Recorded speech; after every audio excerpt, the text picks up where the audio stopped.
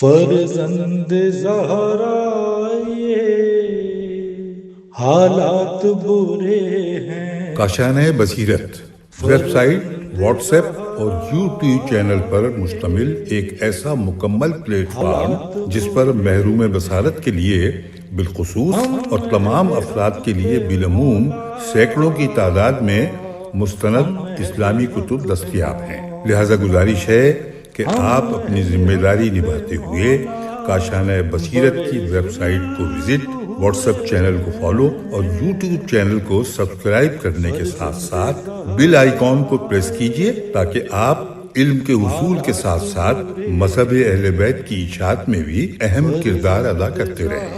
کاشانۂ بصیرت۔ حالات برے ہیں۔ السلام علیکم ورحمۃ اللہ وبرکاتہ۔ سامعین، آپ سماعت فرما رہے ہیں بنیان المرصوص جلد نمبر اول۔ مقتل حسین علیہ السلام ہے، یہ مؤلف ہیں حیدر عباس بھٹی صاحب۔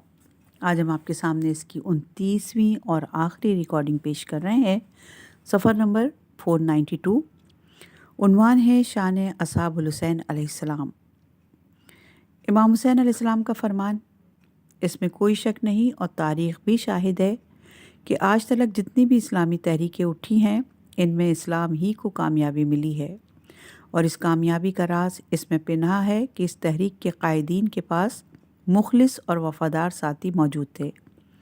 کربلا کے عظیم اور دل خراش ثانیہ میں بھی سید الشہداء امام حسین علیہ السلام کے پاس نہایت ہی وفادار اور مخلص اصحاب تھے، جن کی قربانی کے سبب آپ علیہ السلام کو کامیابی ملی۔ آپ علیہ السلام کے اصحاب کی خصوصیت بیان کرنے کے لیے یہ کافی ہے کہ آپ علیہ السلام کا وہ مبارک کلام نقل کیا جائے جس میں آپ اپنے اہل بیت علیہ السلام اور اصحاب علیہ السلام کی تعریف میں فرماتے ہیں، میں نے کسی کے اصحاب کو اپنے اصحاب سے بہتر اور باوفا نہیں پایا، اور کوئی بھی رشتہ دار میرے رشتہ داروں سے نیک اور حقیقت سے نزدیک تر نہیں۔ خدا آپ لوگوں کو مجھ سے جزائے خیر عنایت کرے۔ میں نہیں جانتا کہ جیسے اصحاب بے وفا اور جانثار بہتر اور برتر، عرفہ اور اعلیٰ مجھے ملے کسی اور کو ملے ہوں۔ ایک اور روایت کے الفاظ میں یہ ہے کہ میں اپنے اصحاب سے اولیٰ اور اعلیٰ کسی اور کے اصحاب کو نہیں جانتا۔ جیسے پروقار اور جانثار اصحاب مجھے ملے وہ کسی اور کو نہیں ملے۔ یہ عبارت اس امر پر دلیل ہے کہ امام حسین صاحب، اصحاب امام حسین علیہ السلام، اصحاب رسول اللہ، اصحاب امیر المومنین اور باقی تمام انبیاء کے اصحاب سے افضل ہیں اصحاب امام حسین علیہ السلام۔ اور یہ روایت ہے حماسہ حسینی شہید علامہ مطہری کی۔ صفحہ نمبر 492 ہے، عنوان ہے امام علی علیہ السلام کا فرمان۔ حضرت علی علیہ السلام ایک سفر میں کربلا سے گزرے تو فرمایا، یہ عاشقان الہی شہداء کے اونٹوں کے بیٹھنے کی جگہ ہے، اور ان شہداء کی مقتل گاہ ہے جن سے پہلے لوگوں کو ان پر سبقت حاصل ہے، نہ ہی بعد میں آنے والوں کو۔ صفحہ نمبر 493، عنوان امام سجاد علیہ السلام کا فرمان۔ امام سجاد علیہ السلام فرماتے ہیں، سبط رسول امام حسین علیہ السلام اور آپ کے خاص اصحاب کی حالت یہ تھی کہ جوں جوں مصائب و آلام میں اضافہ ہو رہا تھا اسی طرح ان کے چہروں پر نکھار آ رہا تھا، ان کے چہروں کی چمک و دمک بڑھ رہی تھی، ان کے اعضاء و جوارح پرسکون تھے، ان کے قلوب میں اطمینان کی وہ قوت و طاقت تھی کہ خوف ان سے کوسوں دور تھا۔ ان میں سے بعض نے بعض سے کہا، اپنے رہبر کی طرف دیکھیے کہ آپ علیہ السلام موت سے کس قدر بے پرواہ ہیں۔ صفحہ نمبر 493، عنوان امام جعفر صادق علیہ السلام کا فرمان۔ امام جعفر صادق علیہ السلام فرماتے ہیں، ان کے لیے سارے پردے ہٹائے گئے، انہوں نے بہشت میں اپنے محلات کو دیکھا اور ان میں سے ہر ایک شہادت کے لیے بےتاب نظر آتا تھا تاکہ دوسروں سے پہلے جا کر حوروں سے ملے۔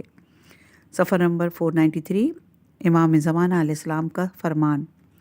امام زمانہ اجل اللہ تعالیٰ فرجہ الشریف زیارت ناہیہ میں فرماتے ہیں، میں گواہی دیتا ہوں کہ تمہارے سامنے سے پردے ہٹ گئے تھے اور تمام نعمات تمہارے لیے چن دی گئی تھیں، اللہ نے تم پر عنایات کی بارش کی، تم بھی حق کی نصرت میں پیچھے نہ ہٹے، تم ہم سے پہلے جنت میں پہنچے اور ہم آپ کے نقش قدم پر قیامت میں پہنچنے والے ہیں، اللہ کی رحمتیں اور برکتیں آپ پر نازل ہوں۔ زیارت رجبیہ میں آیا ہے، اے اصحاب ربانی، آپ پر سلام، آپ اللہ رب العزت کے افضل اور خاص مخلوق ہیں۔ اللہ سبحانہ و تعالیٰ نے تمہیں امام حسین علیہ السلام کے لیے منتخب کیا۔ اسی طرح زیارت ناحیہ مقدسہ میں آیا ہے، اے بہترین جانثار و انصار، آپ پر سلام۔ اصحاب امام حسین علیہ السلام میں سے ہر ایک انفرادی خصوصیات، فضائل، کمالات، درجات و مقامات اور کردار و گفتار پر فائز ہونے کے بعد آخر میں سب سے بلند مقام شہادت پر فائز ہوئے۔ یہ وہ بلند اور عرفہ مقامات ہیں جن تک رسائی ہر مومن کی آرزو ہے، جیسا کہ زیارت وارثہ کے الفاظ ہیں، اے اصحاب امام حسین علیہ السلام، میرے ماں باپ آپ پر فدا ہوں، آپ پاک و پاکیزہ ہیں، اور وہ زمین جس میں آپ دفن ہوئے وہ پاک و پاکیزہ زمین ہے، اور آپ فوز عظیم یعنی بہت بڑی کامیابی پر فائز ہو گئے۔ اے کاش میں بھی آپ کے ساتھ ہوتا تاکہ آپ کے ساتھ میں بھی اس عظیم کامیابی پر فائز ہوتا۔ صفحہ نمبر 494 عنوان ہے جناب محمد حنفیہ کا فرمان۔ جناب محمد حنفیہ اور ابن عباس کے درمیان مکالمہ ہوا۔ ابن عباس نے پوچھا کہ آپ امام حسین علیہ السلام کی نصرت کے لیے کیوں نہ جا سکے؟ جناب حنفیہ نے افسوس کرتے ہوئے فرمایا، انصار حسین علیہ السلام اور ان کے آبا کے نام کی پوری فہرست ہمارے پاس پہلے سے موجود تھی۔ میرے والدین ان پر قربان ہوں، کاش میرا نام بھی ان میں ہوتا اور اپنی جان قربان کر کے عظیم سعادت سے مشرف ہوتا۔ یہ روایت امالیہ سبتین جلد نمبر 1 میں موجود ہے۔ صفحہ نمبر 494 جناب حسین بن زید بن امام سجاد کا بیان۔ جناب حسین بن زید بن امام زین العابدین کا بیان ہے، واللہ وہ اصحاب حسین میدان جنگ میں جانے کے لیے ایک دوسرے پر سبقت رکھتے تھے، ایک ایک کر کے امام علیہ السلام کے سامنے میدان جنگ میں گئے۔ امام علیہ السلام نے ان میں سے ہر ایک کے لیے دعائے استغفار فرمائی، اور یہ روایت ہے امالیہ شجری جلد نمبر 1 صفحہ نمبر 160 پر۔ صفحہ نمبر 495 عنوان شجاعت اصحاب حسینی اور ایک کوفی سپاہی کا بیان۔ شرح نہج البلاغہ ابن ابی الحدید میں روایت ہے کہ جب عمر ابن سعد کے ایک سپاہی نے جو کربلا کی جنگ میں موجود تھا، اس سے پوچھا گیا، ارے واہی تباہی تیرا مقدر ٹھہرے، تو کتنا بڑا ظالم ہے کہ تو نے رسول اللہ کی ذریت کو قتل کیا؟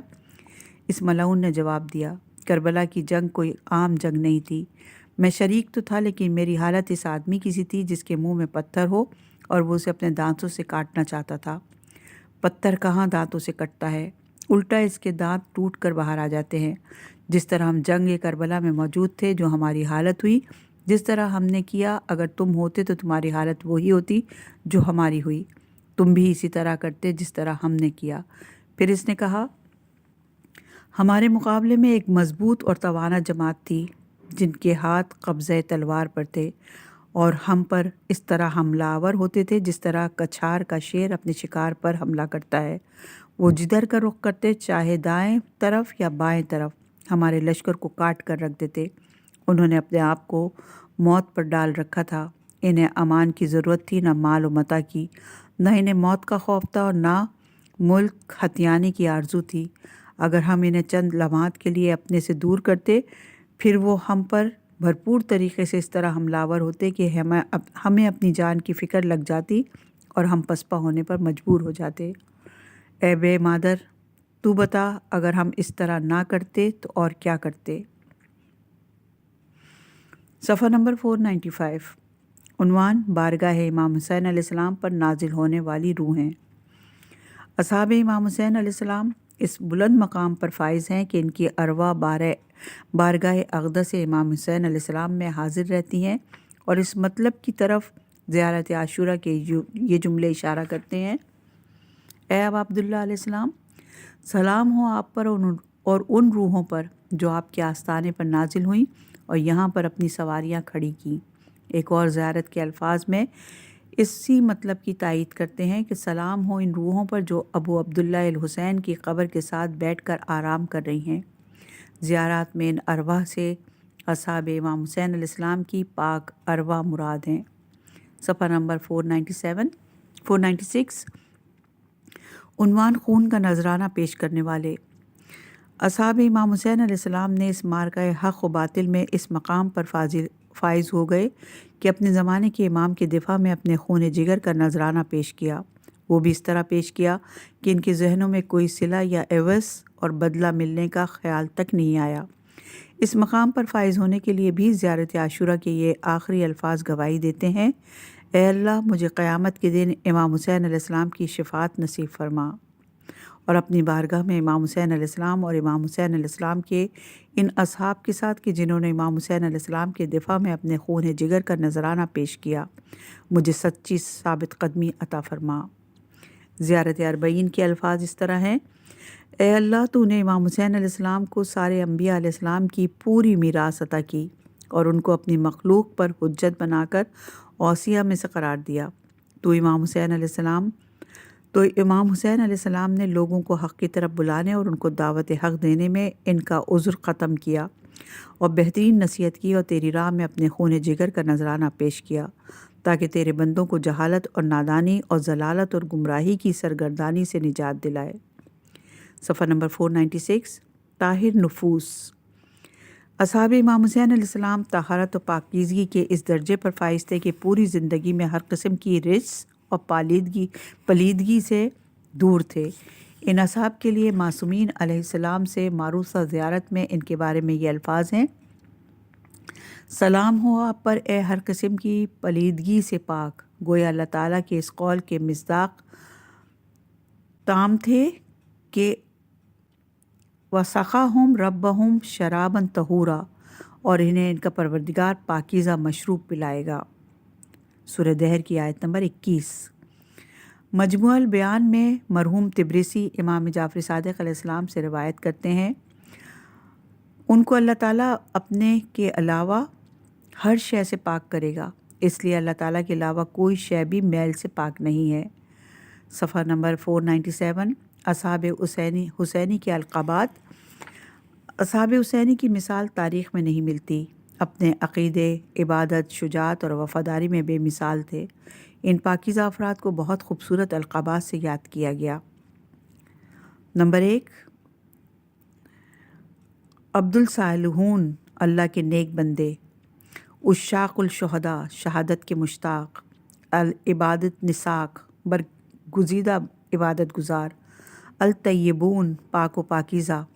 الذاکرون، اللہ کا ذکر کرنے والے۔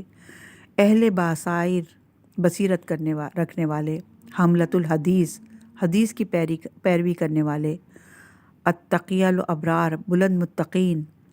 المجاہدون بالاحسار، سحر طاری کرنے والے مجتہد۔ شیوخ قراء القرآن، قاریوں کے سردار اور تلاوت قرآن کرنے والے۔ اسد الاسود، سیاہ شیر یعنی خطرناک شیر۔ فرسان المصر، بہادر شہسوار۔ القوم مستمیتون، شہادت کے لیے بیتاب افراد۔ قتلۃ المشرکین، مشرکین کے قاتل۔ فقرۃ الظہر و راس الفخر، قابل داد اور فخر افراد۔ سعادت الشہداء، انتم سعادت الشہداء، اے اصحاب امام حسین اور آپ دوسرے شہداء کے سید و سردار ہیں۔ خاصۃ اللہ، انتم خاصۃ اللہ، اختصکم اللہ لابی عبداللہ علیہ السلام، اے اصحاب امام حسین علیہ السلام، آپ اللہ تعالیٰ کے خاص بندے ہیں، اللہ تعالیٰ نے تمہیں ابی عبداللہ الحسین کے لیے ہی خاص کر دیا۔ خیرت اللہ، انتم خیرت اللہ، اختارکم اللہ لابی عبداللہ علیہ السلام، اے اصحاب حسین، آپ اللہ تعالیٰ کے برگزیدہ بندے ہیں، اللہ تعالیٰ نے تمہیں امام حسین کے لیے ہی چنا ہے۔ مہدیین، ہدایت یافتہ۔ ابرار اللہ، اللہ کے نیک بندے۔ رابنین، اللہ والے، رب والے۔ اے اصحاب امام حسین علیہ السلام، اے رابنین، آپ پر ہمارا سلام ہو، آپ ہمارے رہنما اور آگے آگے ہیں، ہم آپ کے پیروکار اور آپ کے انصار ہیں۔ میں گواہی دیتا ہوں کہ آپ انصار اللہ ہیں، جیسا کہ اللہ تبارک و تعالیٰ نے اپنی کتاب میں فرمایا، اور بہت سے ایسے نبی گزر چکے ہیں جن کے ساتھ بہت سے اللہ والوں نے اس شان و شوکت سے جہاد کیا کہ راہ خدا میں پڑنے والی مصیبتوں سے نہ کمزور ہوئے اور نہ بزدلی کا اظہار کیا اور نہ دشمن کے ساتھ ذلت کا مظاہرہ کیا۔ اے اصحاب امام حسین علیہ السلام، آپ بھی ایسے ہی ربانین ہیں اور اللہ والے ہیں کہ نہ تو آپ نے راہ خدا میں پڑنے والی مصیبتوں سے کمزوری دکھائی اور نہ ہی بزدل ہو گئے اور نہ ہی دشمن کے سامنے ذلت کا مظاہرہ کیا، یہاں تک کہ لقاء اللہ پر فائز ہو کر اللہ تعالیٰ سے جا ملے۔ انصار اللہ، اللہ کی نصرت کرنے والے۔ السلام علیکم ایھا الذابون ان توحید اللہ، سلام ہو آپ پر اے خدا کی توحید اور وحدانیت کا دفاع کرنے والے۔ ابطال الصفا، نکھارے ہوئے خالص پہلوان، فرسان الہیجا، میدان کارزار کے شہسوار، الکرام، نہایت ہی کریم و مہربان۔ امام حسین علیہ السلام نے اپنے چند اصحاب کے نام لے کر اپنی نصرت و مدد کے لیے پکارا اور پھر فرمایا، خالص پہلوانوں، اے میدان کارزار کے شہسواروں، اے کریموں، اپنی گہری نیند سے اٹھو۔ با وفا، امام حسین علیہ السلام نے فرمایا، بتحقیق کہ میں اپنے اصحاب سے زیادہ وفادار اور بہتر اصحاب نہیں جانتا ہوں، یعنی میرے اصحاب سے زیادہ وفادار اور بہتر اصحاب کسی کے بھی نہیں ہیں۔ شان اصحاب الحسین علیہ السلام یہاں اختتام ہوئی۔ صفحہ نمبر ہے 500۔ عنوان ہے اصحاب امام حسین علیہ السلام اور اصحاب امام مہدی علیہ السلام۔ شناخت، وہ خصوصیت جو کہ ہر امام علیہ السلام کے پیروکاروں میں ہونا ضروری ہے، یہ کہ انسان اپنے امام علیہ السلام سے متعلق معرفت اور شناخت پیدا کریں۔ جب تک معرفت نہ ہو اس کا ایمان تکمیل نہیں ہو سکتا۔ امام باقر علیہ السلام فرماتے ہیں، خدا کا بندہ اس وقت تک مومن نہیں ہو سکتا جب تک خدا، اس کے رسول صلی اللہ علیہ وآلہ وسلم، تمام ائمہ علیہم السلام اور اپنے زمانے کے امام کو نہ پہچانے اور اپنی زندگی کے امور میں اپنے زمانے کے امام علیہ السلام کی طرف رجوع نہ کرے اور اس کے سامنے تسلیم نہ ہو جائے۔ اور اس کے بعد فرمایا، یہ کیسے ہو سکتا ہے کہ کوئی آخری امام کو جو کہ اس کے زمانے کا امام ہے اس کو پہچانے اور پہلے امام علیہ السلام کو نہ پہچانے۔ اور یہ روایت ہے الکافی جلد نمبر 1 صفحہ نمبر 180 پر۔ اس حدیث سے یہ بات سمجھ میں آتی ہے کہ ایمان کی تکمیل میں تمام ائمہ معصومین علیہ السلام کی شناخت شرط ہے۔ اس لیے ہر امام علیہ السلام کا اس سے پہلے امام علیہ السلام نے صریحاً تعارف کروایا ہے، لہٰذا ہر مومن کے لیے ضروری ہے کہ تمام ائمہ علیہم السلام کو پہچانے۔ یہی معرفت تھی کہ جس کی بنا پر امام حسین علیہ السلام کے اصحاب نے آپ علیہ السلام پر دیوانہ وار قربانی دینے سے دریغ نہیں کیا۔ امام حسین علیہ السلام کے اصحاب آپ علیہ السلام کے بارے میں مکمل آشنائی رکھتے تھے اور اس بارے میں معمولی سا بھی شک و تردید نہ تھی۔ یہ معرفت ہوا اور ہوس کی وجہ سے نہیں بلکہ دل سے امام علیہ السلام کے بارے میں شناخت رکھتے تھے۔ اسی کی بنا پر امام حسین علیہ السلام کے اصحاب نے آپ علیہ السلام کے حضور جانوں کا نذرانہ پیش کیا اور اس قربانی کو اپنے لیے شرافت قرار دیتے ہوئے کہتے ہیں، تمام تعریفیں اس خدا کے لیے ہیں جس نے ہمیں یہ شرف عنایت کیا کہ ہم آپ علیہ السلام کے ساتھ شہادت کے مقام پر فائز ہوں، اور اگر دنیا باقی رہے اور ہم اس میں زندہ رہے تو آپ علیہ السلام کے ساتھ قیام کرنے کو دنیا میں رہنے پر ترجیح دیں گے۔ امام حسین علیہ السلام کے ایک صحابی جناب بریر علیہ السلام سے مخاطب ہوتے ہوئے یوں کہتے ہیں، اے فرزند رسول خدا صلی اللہ علیہ وآلہ وسلم، خدائے متعال نے آپ علیہ السلام کے ذریعے ہم پر یہ احسان کیا کہ ہم آپ علیہ السلام کے ساتھ مل کر آپ کے دشمنوں سے جہاد کریں اور آپ کی راہ میں اپنے بدن کے اعضاء کو ٹکڑے ٹکڑے کر دیں، پھر قیامت میں آپ علیہ السلام کے نانا ہمارے شفیع قرار پائیں۔ یہ روایت ہے المکرم مقتل حسین علیہ السلام صفحہ نمبر 200 پر۔ امام زمانہ علیہ السلام کے اصحاب بھی اسی معرفت کے پیش نظر ان کے منتظر ہیں، اور جب ان کا ظہور ہوگا تو حقیقی معرفت رکھنے والے اصحاب بھی آپ علیہ السلام کے ساتھ دنیا کو عدل اور انصاف سے پر کرنے کے لیے تلاش کریں گے۔ اسی لیے ائمہ معصومین علیہ السلام نے معرفت کے بعد انتظار کو افضل ترین عبادت قرار دیا۔ اسی سلسلے میں امام کاظم علیہ السلام فرماتے ہیں، افضل ترین عبادت معرفت کے بعد امام زمانہ علیہ السلام کا انتظار ہے۔ بس وہ انتظار جو معرفت کے ساتھ ہو آدمی کو امام زمانہ علیہ السلام کے ظہور کے لیے آمادہ کرتا ہے۔ اگر امام زمانہ علیہ السلام سے متعلق ہماری معرفت معمولی اور محدود ہو تو آپ علیہ السلام کے ظہور کے موقع پر ہمارا برتاؤ امام علیہ السلام کے ساتھ شاید امام علی علیہ السلام کے زمانے میں کوفے والوں کی حالت سے کم نہ ہو۔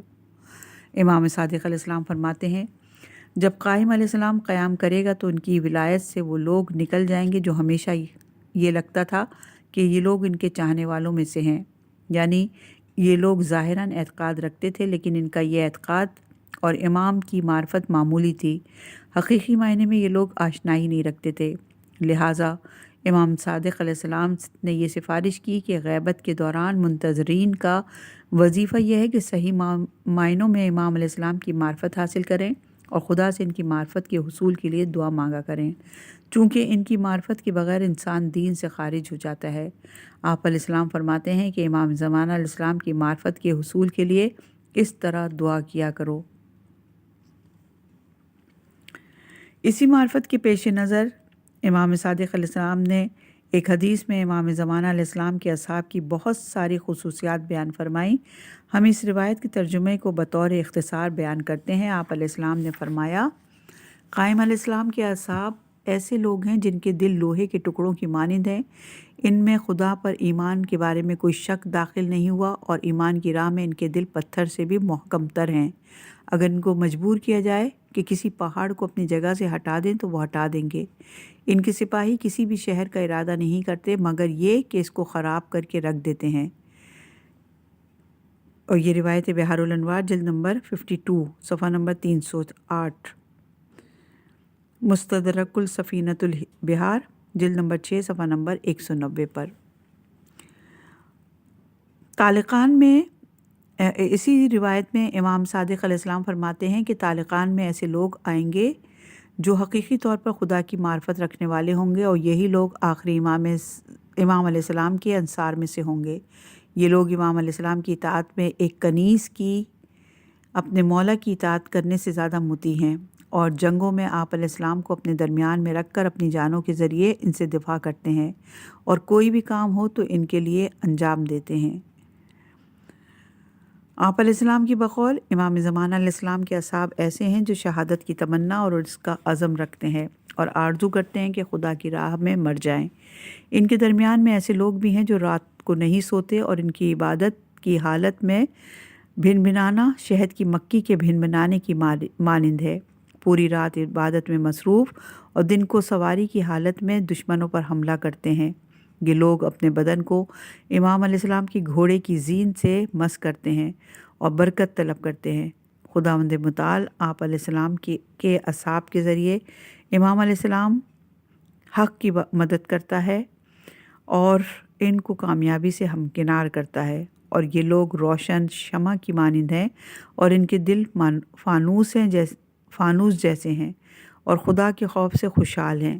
پس امام حسین علیہ السلام اور امام زمانہ علیہ السلام کے اصحاب کی خصوصیت میں ایک یہ ہے کہ امام علیہ السلام کے اصحاب آپ علیہ السلام کے متعلق مکمل آشنائی رکھتے ہیں۔ یہی معرفت بہت سارے دیگر اوصاف اور خصوصیت کے لیے سرچشمہ ہے، یعنی معرفت کے بغیر ان صفات کو اپنے اندر پیدا نہیں کر سکتے، اور یہ مذکورہ صفات جو امام صادق کی حدیث میں بیان ہوئی ہیں سب اسی معرفت کی بنا پر حاصل ہوتی ہے۔ محبت ائمہ معصومین علیہ السلام خصوصاً امام حسین علیہ السلام اور امام زمانہ علیہ السلام کے صحیح پیروکاروں کی ایک خصوصیت یہ ہے کہ یہ لوگ اپنے امام کے ساتھ دل سے محبت کرتے ہیں، اور حقیقی محبت کا تقاضا یہ ہے کہ محب ہمیشہ کوشش کرتا ہے کہ اپنے محبوب کو راضی رکھے اور کسی نہ کسی طرح اپنی محبت کا اس کے سامنے اظہار کرتا رہتا ہے۔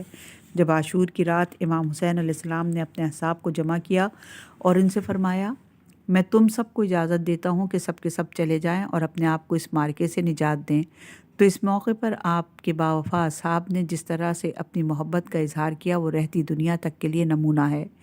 انہی اصحاب میں سے جناب مسلم بن اوسجہ اور جناب زہیر ابن قین ہیں کہ جنہوں نے کہا خدا کی قسم اگر 70 بار بلکہ 1000 بار بھی آپ کی راہ میں مرنے کے لیے تیار ہیں لیکن آپ سے جدا نہیں ہوں گے، یعنی جب دل سے امام کے ساتھ محبت ہو تو دنیا کے مال و زر بھی ان کے سامنے رکھا جائے تب بھی اس کے عقیدے پر فرق نہیں پڑے گا۔ جناب ابوالفضل عباس اپنی محبت کا اظہار امام حسین علیہ السلام سے مخاطب ہوتے ہوئے یوں کرتے ہیں: یا ابا عبداللہ، خدا کی قسم، کوئی بھی اس روئے زمین پر، چاہے میرا رشتہ دار ہو یا غیر رشتہ دار، میرے لیے آپ سے زیادہ عزیز و محبوب نہیں، بلکہ اسی طرح امام زمانہ علیہ السلام کے چاہنے والے بھی آپ علیہ السلام کی فراق میں ہر جمعے کو دعائے ندبہ کے ان کلمات کے ذریعے اپنی محبت کا اظہار کرتے ہیں: یہ مجھ پر گراں ہے کہ مخلوق کو دیکھوں اور آپ کو نہ دیکھوں، اور نہ آپ کی آہٹ سنوں اور نہ سرگوشی۔ مجھے رنج ہے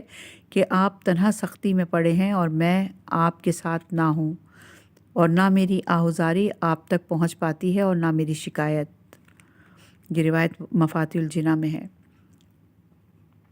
امام کاظم علیہ السلام بھی ان لوگوں کو جو امام زمانہ علیہ السلام کی محبت میں ثابت قدم ہیں یہ خوشخبری دیتے ہوئے فرماتے ہیں کہ ایسے افراد بہشت میں ائمہ معصومین علیہ السلام کا ہمدرجہ قرار پائیں گے۔ آپ علیہ السلام نے فرمایا: ہمارے ان شیعوں کی یہ خوش نصیبی ہے کہ جو لوگ قائم کی غیبت میں ہمارے رشتے ولایت سے متمسک ہیں اور ہماری دوستی پر ثابت قدم ہیں اور ہمارے دشمنوں سے اظہار بیزاری کرتے ہیں، یہ لوگ ہم سے ہیں اور ہم ان سے۔ بے شک انہوں نے ہمیں امامت کے لیے پسند کیا اور ہم نے ان کے شیعہ ہونے کو پسند کیا۔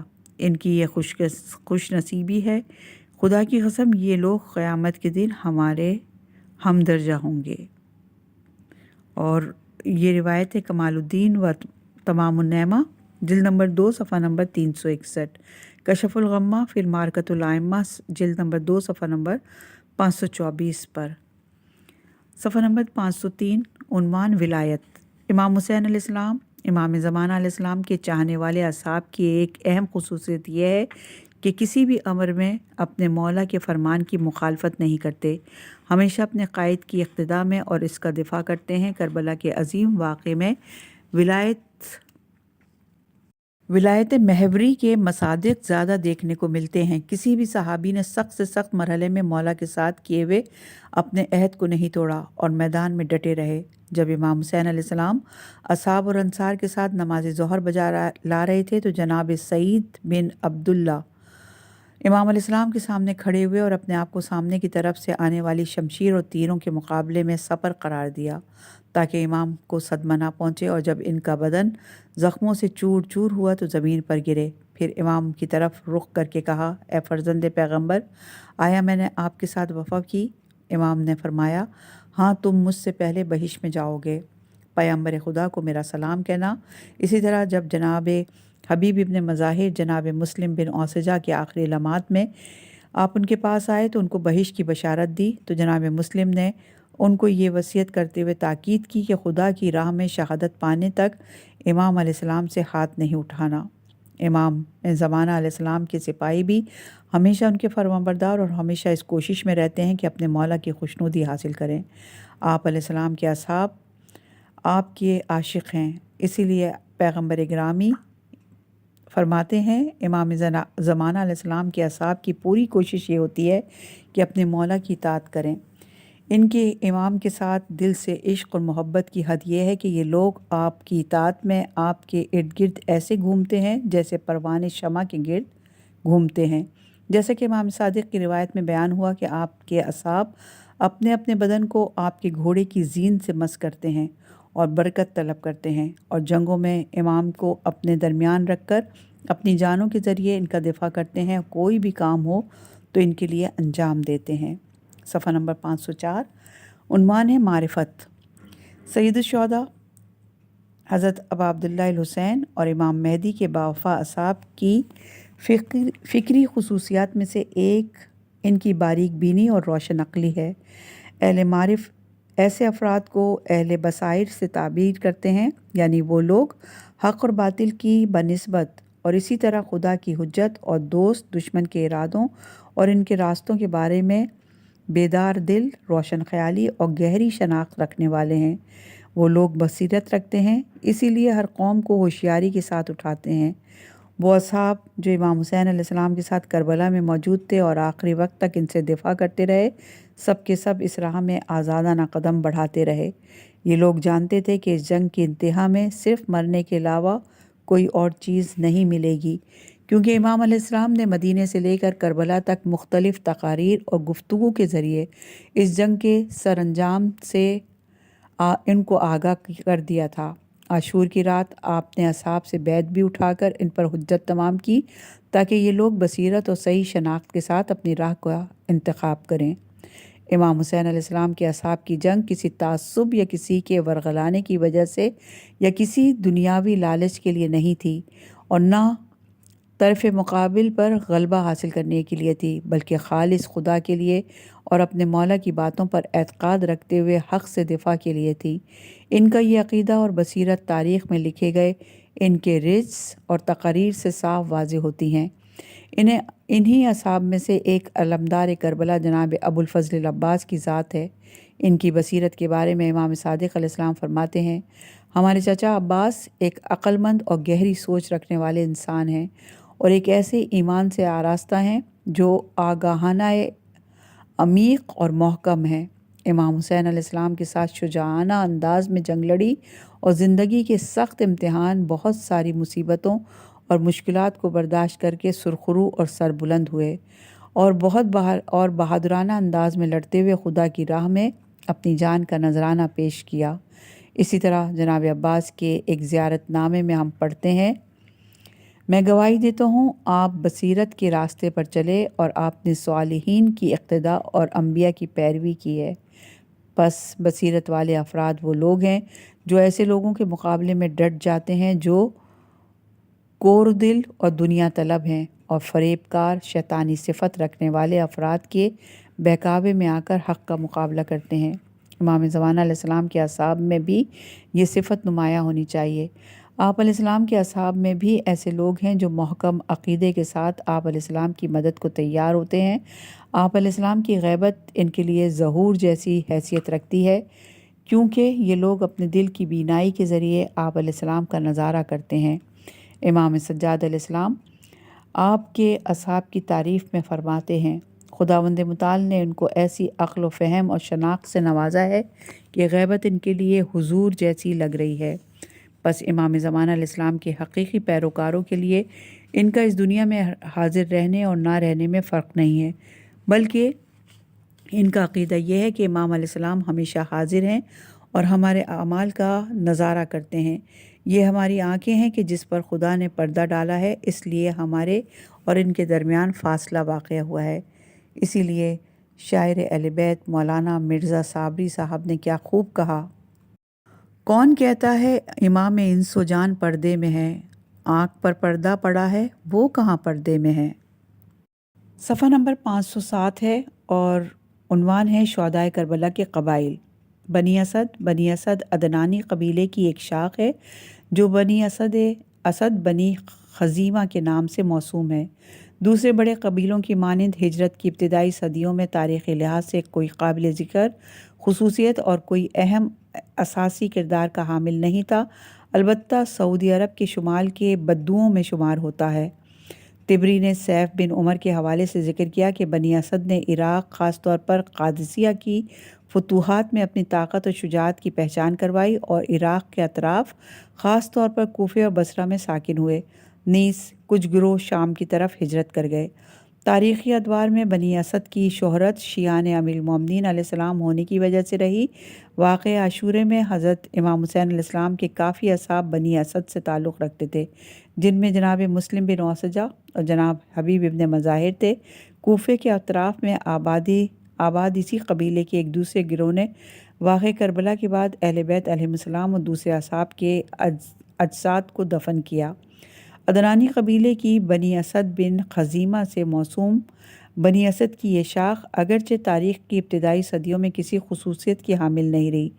بنی اسد کا نسبی سلسلہ خزیمہ سے ہوتا ہوا مدرکہ بن الیاس کے ذریعے سے ماد بن نزار تک پہنچا ہے۔ بنی اسد کی ذیلی شاخوں میں سے اہم ترین شاخیں بنی سیدہ، بنی فقس، بنی نظر، بنی قعین، بنی زنیہ، بنی غازرہ اور بنی نعامہ ہیں۔ بنی اسد جزیرہ عرب کے نجد اور تہامہ کے صحراؤں میں پانی کے ذخیروں کے اطراف ساکن تھے۔ کہتے ہیں خزیمہ وہ پہلا شخص تھا جس نے سب سے پہلے حبل نامی بت کو نصب کیا، اسی مناسبت سے اسے حبل خزیمہ کہتے ہیں۔ بنی اسد قبیلے کے ظہور اسلام کے نزدیک واقعات میں سے یہ ہے کہ قریش کے معاہدہ احابیش میں شامل قبیلوں میں تھا۔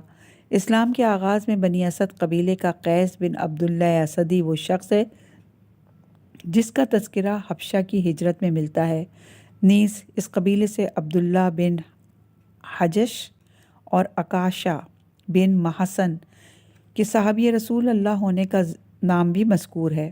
اس کے علاوہ جناب زینب سلام اللہ علیہا بنت حجش سے رسول اللہ کی ازواج اس قبیلے کے لیے باعث فخر تھیں۔ اس دور میں اس قبیلے کو شیعہ قبیلے کی حیثیت سے شہرت حاصل تھی۔ عہد امیر المومنین علیہ السلام میں اس شہر کی مرکزیت اس شہر کے اہلیان کے شیعہ ہونے میں مؤثر تھی۔ اگرچہ امیر المومنین علیہ السلام کی خلافت کے ابتدائی دور میں بنی اسد کے اندر شیعت زیادہ رائج نہیں تھی، اس کے باوجود کوفے کے اکثر شیعہ قبیلے بنی اسد کا حصہ تھے یا ان کے موالی تھے۔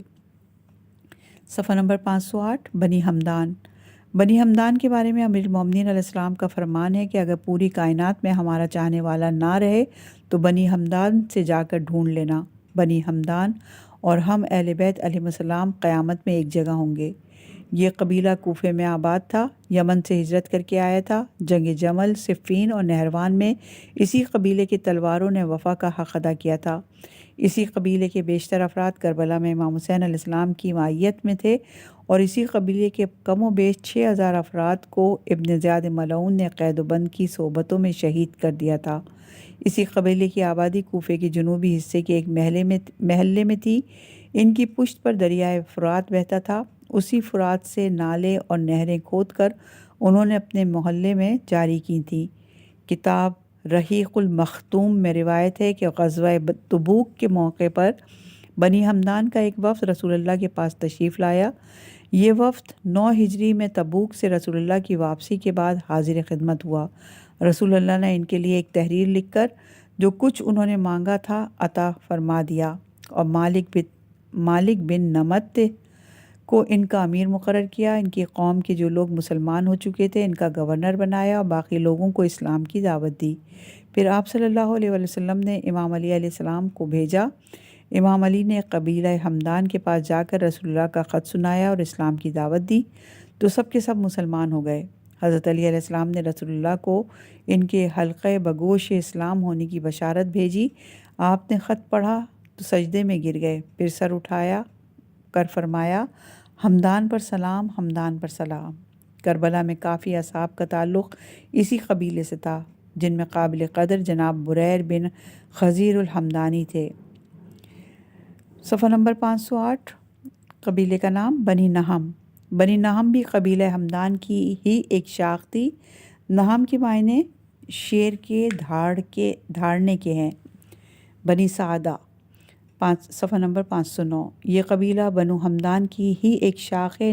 ان کا شجرہ یوں ہے: کابل سعید بن شرحبیل بن شرحیل بن عمرو بن جشم بن حاشد بن جشم بن حزیوم بن عوف بن ہمدان۔ بنی شاکر یہ قبیلہ بنو ہمدان کی ہی ایک شاخ ہے۔ ان کی نسبت شاکر بن ربیعہ بن مالک سے تھی۔ اس قبیلے کے کچھ لوگ یمن اور کوفے میں آباد تھے۔ بنی تمیم۔ تمیم عربی لفظ ہے، زبان کا لفظ ہے جس کے معنی مضبوط اور سخت کے ہیں۔ بنی تمیم مزاج کے لحاظ سے سخت اور ارادوں کے لحاظ سے مضبوط ہوتے تھے۔ جب ان کی زکوٰۃ آتی تو رسول اللہ خود فرماتے ہیں یہ ہماری قوم کی زکوٰۃ ہے۔ ان کا شجر نسب یہ تھا کہ تمیم بن مور بن عدن بن عمرو بن لیجا بن مرو بن نزاد بن عدنان بن اسماعیل بن ابراہیم۔ امیر المومنین علیہ السلام فرماتے ہیں اس قوم کا ستارہ کبھی نہیں ڈوبے گا۔ ان میں اگر ایک نیکوکار مرتا ہے تو دوسرا اس کی جگہ پیدا ہو جاتا ہے۔ پورے عرب میں سب سے بڑا قبیلہ بنو تمیم تھا۔ یہ لوگ پہلے مجوسی تھے۔ 8ویں ہجری میں کافی گفت و شنید کے بعد اسلام قبول کیا۔ اس قبیلے کے لوگ نجد کے علاوہ بصرہ اور یمامہ تک تھے۔ بنو تمیم قبیلے کے بارے میں رسول اللہ نے فرمایا 3 باتوں کو رسول اللہ سے سنا: میں بنو تمیم سے ہمیشہ محبت کرتا ہوں۔ رسول اللہ نے ان کے بارے میں فرمایا، یہ لوگ دجال کے مقابلے میں میری امت میں سب سے زیادہ سخت مخالف ثابت ہوں گے۔ انہوں نے بیان کیا، ایک مرتبہ بنو تمیم کے یہاں سے زکوٰۃ وصول ہو کر آئی تو رسول اللہ نے فرمایا، یہ ہماری قوم کی زکوٰۃ ہے۔ بنو تمیم کی ایک عورت قید ہو کر عائشہ کے پاس تھی تو آپ نے فرمایا، اسے آزاد کر دے کہ یہ اسماعیل علیہ السلام کی اولاد میں سے ہے۔ اس خاندان سے جناب حر بن یزید رہائی کا تعلق تھا۔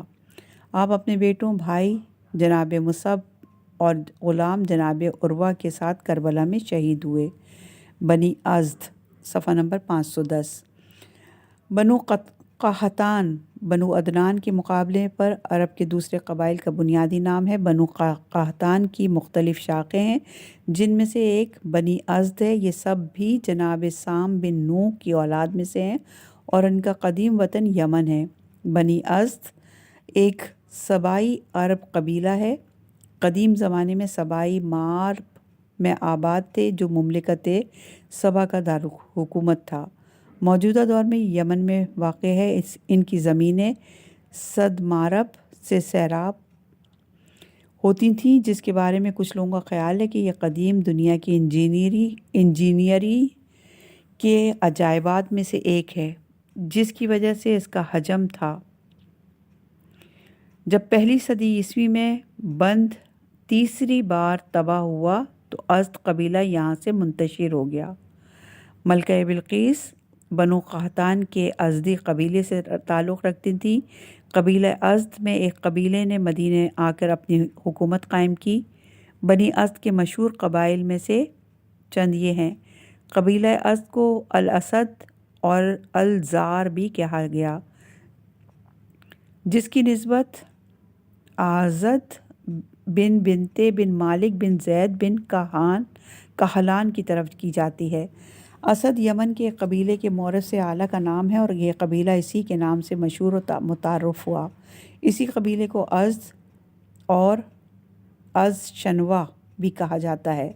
تمام انصار مدینہ اسی قبیلے سے نسلی تعلق رکھتے تھے۔ صفحہ نمبر 510۔ بنی غفار بنی غفار حجاز میں مقیم عدنانی عربوں کے کنانی قبیلے کی ایک شاخ تھی۔ ان کا تعلق غفار بن ملیل بن زمرہ سے تھا۔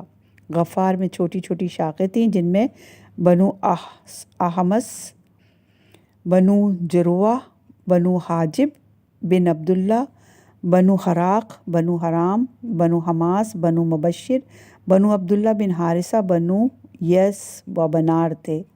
غفار کی شاخیں بنیادی طور پر مدینہ کے جنوب میں مکہ سے مدینہ اور شمالی نصف حصے میں رہتی تھیں۔ پانی کی کنویں، مکانات اور ان کے علاقوں کے نام مدینہ کے جنوبی علاقوں میں ان کی رہائش کی نشاندہی کرتے ہیں۔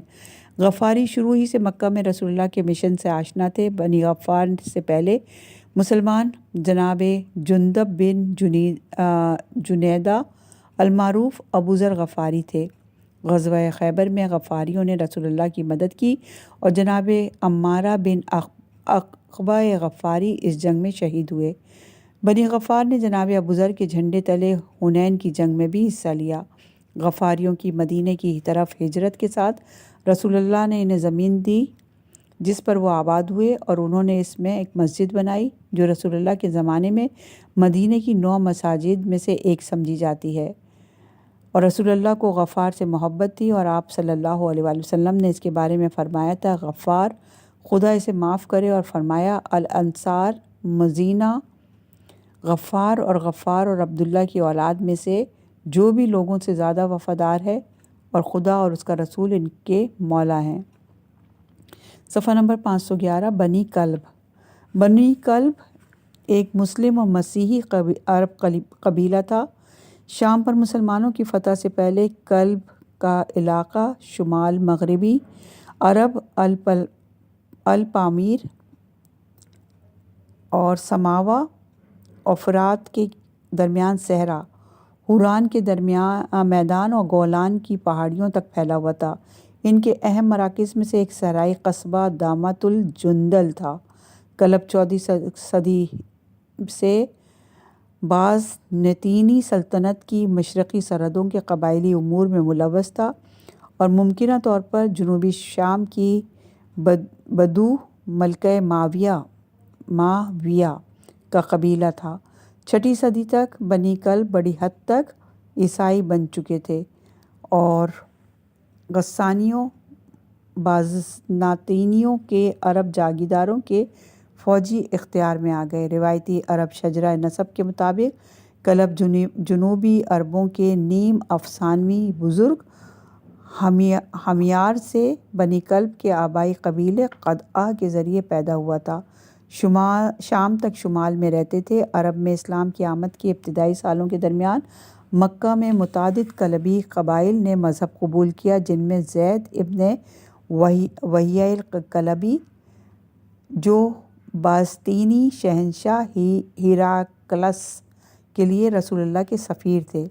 रसूलुल्लाह की ज़िंदगी के दौरान इनके बहुत से करीबी साथी कलबी थे, जैसे ज़ैद बिन हारिसा और वहाबुल कलबी, और लेकिन कबीले का बड़ा हिस्सा रसूलुल्लाह की शहादत के वक्त ईसाई रहा। इनके उमवी ख़ानदान के साथ अच्छे ताल्लुक़ात थे और इनकी दौर हुकूमत में फ़ौजी और सियासी ताकत का बुनियादी ज़रिया था। इसी तरह बनी मदीना, बनी सक़ीफ़, बनी तय, बनी कंदा, बनी तग़लब और बनी तग़लब नजद का एक अरब कबीला था जो तग़लब बिन वाइल की औलाद थे। यह कबीला मशरक़ी अरब में आबाद था। इनका शजरा यूँ लिखा है कि तग़लब बिन गालिब बिन क़ासिद बिन हया बिन अक्सा बिन अम्मी बिन जदीला बिन असद बिन रबिया बिन नज़ार बिन माद बिन अदनान। इस कबीले को ख़ित्ते की तारीख़ में ख़ास अहमियत हासिल रही। इस कबीले के बहुत से शायर और जंगजू मशहूर हो चुके हैं। अरब के मशहूर शायर इस्लाम के उरूज के बाद इसी कबीले ने इस्लाम की मुखालफत की और बिलाखिर मुख्तलिफ़ शाखों में बढ़ गए। बनी बकर बिन वाइल, बनु बकर, बनु तग़लब, हर दो कबीले अपने आप को बनी वाइल की नस्ल ख्याल करते थे। ये ज़माने क़ब्ल अज़ इस्लाम का मशहूर अरब कबीला था जो हर्ब अल बसूस में अपने हरीफ कबीले बनु तग़लब के साथ 40 वर्ष तक बरसरे जंग रहा। बनी शबाम समानी किताब अंसाब में लिखते हैं कि लफ्ज़ शबाम को शीन की ज़ेर और बा के ज़बर से पढ़ा जाए और यमन में एक शहर का नाम भी शिबाम है और इस शहर के रहने वाले तमाम शिया हैं। बनी शिबाम बनी हमदान का एक ज़ीली कबीला है जिन्होंने कूफ़े में रिहाइश अख्तियार की। अब्दुल जब्बार बिन अब्बास शिबामी हमदानी जो कि कूफ़े के मशहूर मुहद्दिस थे, इनका ताल्लुक़ भी कबीला शिबाम से था। दीन की नुसरत के लिए जंग सिफ़ीन में कबीला शिबाम के बहुत से अफराद शहीद हुए और इनकी शहादत पर अमीरुल मोमिनीन को सख्त दुख पहुँचा। आप अलैहिस्सलाम ने अपने दुख का इज़हार इन अल्फाज से किया, और मैंने शबाम को आवाज़ दी तो उन्होंने मौत की वजह से मुझे जवाब ना दिया। शबाम की तकलीफ़ मेरे लिए सख्त नागवार है। जो जमात मुझसे कीना ना रखती हो और दिल और जान से मुझसे मोहब्बत करती हो, अगर इस जमात के पाँव में कभी कांटा भी चुभ जाए तो मैं महसूस करता हूँ कि मेरे सीने में खंजर पेवस्त हो गया। सफ़ा नंबर 514 आखिरी सफ़ा है ये। बनी मज़हज समानी किताब अंसाब में लिखते हैं, लफ्ज़ मज़हज मीम की ज़बर और ज़ाल के जज़म और हा की ज़ेर से पढ़ा जाता है। ये यमन का मशहूर कबीला है और ये कबीला अमीरुल मोमिनीन अलैहिस्सलाम की खिलाफत ज़ाहिरी से पहले आले मोहम्मद अलैहिस्सलाम का खैरख्वाह था। अमीरुल मोमिनीन अलैहिस्सलाम ने अपने इत्तेहादी कबाइल के तज़किरे में भी इनका ज़िक्र खैर किया है। चुनाचे दीवान अली की एक मशहूर नज़म में आपने फरमाया, मुझे कौन सा अमर जंग से माने हो सकता है जबकि मैं जवान और होशियार हूँ और मेरे हाथ में तेज़ काट दार तलवार मौजूद है। कबीला मज़हज मेरे दाएं जानिब और वाइल का सखी घराना मेरे बाएं तरफ मौजूद है और मेरा क़ल्ब लश्कर और मेरे इर्द गिर्द कबीला हसर है और कबीला हमदान और दीगर मोअज़्ज़ज़ अफराद मेरी तरफ मेरी मदद के लिए आ चुके हैं और इसके कबीला अज़द हमारे लिए बामंज़िल सुतून मौजूद हैं और इन लोगों में हक़ बहुत दिनों से कायम और दायम है। और ये अशार है मजालिसुल मोमिनीन में की जिल्द नंबर 1 में। यहाँ पर बुनियानुल मरसूस की जिल्द नंबर अव्वल اپنے اختتام کو پہنچی۔ پروردگار سے دعا گو ہیں، پروردگار سے دعا کرتے ہیں اپنے ہاتھ پھیلا کر کہ پروردگار ہماری اس کاوش کو، ہماری اس ادنا سی کوشش کو اپنی بارگاہ میں قبولیت کا درجہ عطا فرمائے، اور ہمیں ہمارے پڑھنے کو، ہمارے اور آپ سب کے سننے کو ہمارے لیے راہ نجات بنا دے، ہمارے مرحومین کے لیے یہ توشہ آخرت بن جائے۔ آمین الہی آمین۔ انشاءاللہ کہ بنیان المرصوص کی جلد نمبر 2 لے کے جلد حاضر ہوں گے۔ والسلام علیکم ورحمۃ اللہ وبرکاتہ۔